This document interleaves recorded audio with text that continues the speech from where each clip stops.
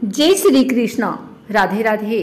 आइए सुनते हैं आंवला नवमी की व्रत कथा।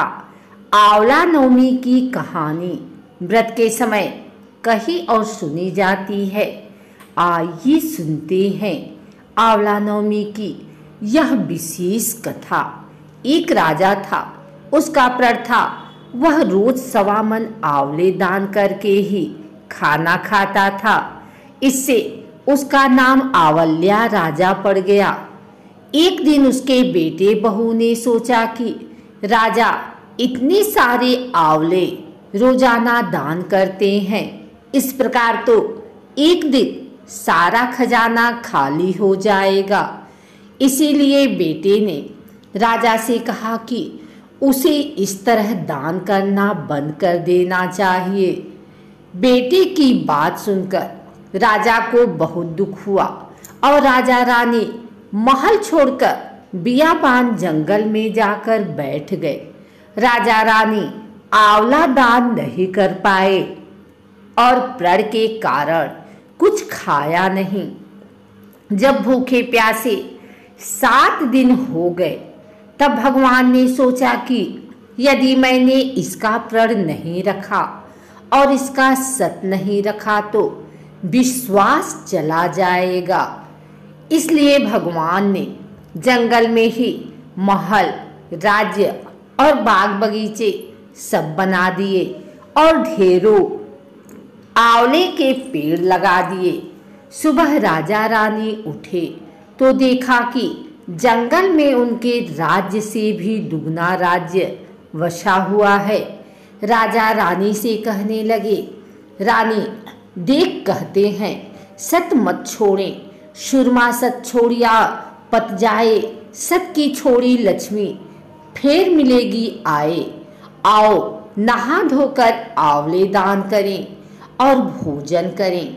राजा रानी ने आंवले दान करके खाना खाया और खुशी खुशी जंगल में रहने लगे। उधर आंवला देवता का अपमान करने व माता पिता से बुरा व्यवहार करने के कारण बहू बेटे के बुरे दिन आ गए। राज्य दुश्मनों ने छीन लिया, दाने दाने को मोहताज हो गए और काम ढूंढते हुए अपने पिताजी के राज्य में आ पहुंचे। उनके हालात इतने बिगड़े हुए थे कि पिता ने उन्हें बिना पहचाने हुए काम पर रख लिया।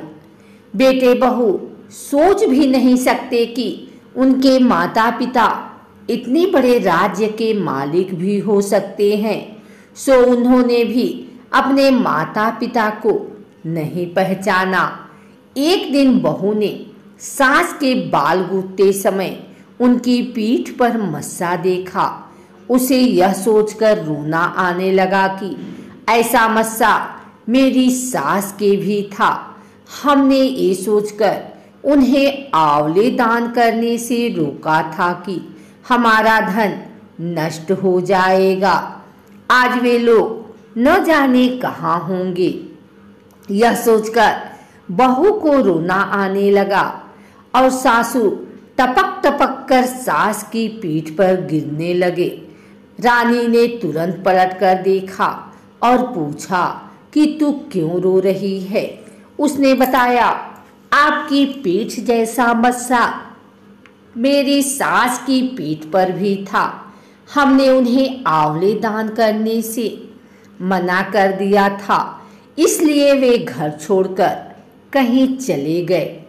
तब रानी ने उन्हें पहचान लिया, सारा हाल पूछा और अपना हाल बताया।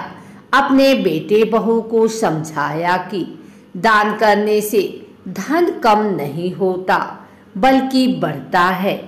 बेटे बहू भी अब सुख से राजा रानी के साथ रहने लगे। हे भगवान, जैसा राजा रानी का सत रखा वैसा सबका सत रखना। कहते सुनते सारे परिवार को सुखी रखना। पंचांग के अनुसार हर साल कार्तिक मास के शुक्ल पक्ष की 9वीं तिथि को अक्षय नवमी का पर्व मनाया जाता है। इस दिन भगवान विष्णु के साथ साथ आंवला के पेड़ की पूजा करने का विधान है। माना जाता है कि इस दिन आंवला के पेड़ की विधिवत पूजा करने के साथ सपरिवार पेड़ के नीचे बैठकर भोजन करने से सुख समृद्धि की प्राप्ति होती है और हर रोग दोष और भय से छुटकारा मिल जाता है।